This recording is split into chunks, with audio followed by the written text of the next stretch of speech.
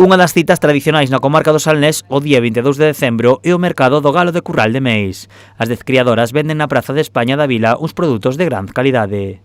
Os galos son criados, como sempre, da mesma maneira, co da casa, verdura, millo, trigo.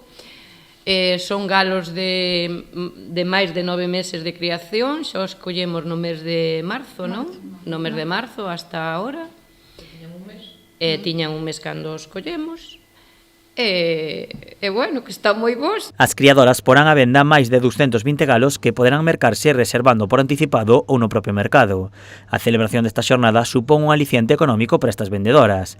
Ademais, tamén o viven como unha xornada festiva. Desde o primeiro ano temos unha xuntanza tan boa e pasámolo tan ben as criadoras nese día, todas xuntas, aparte de ser uns ingresos para esas fechas, ter ese día nós aí todo o día xuntas e tal, que a min, eu vouche dicir, xa me enche tanto o día que teño de relación coas compañeiras como o que vas a sacar no tal, porque, vamos, fenómeno. Para acompañar o mercado, o Concello de Meis celebrará un show cooking que correrá a cargo do Obradoiro de Hostalería da Mancomunidade do Salnés.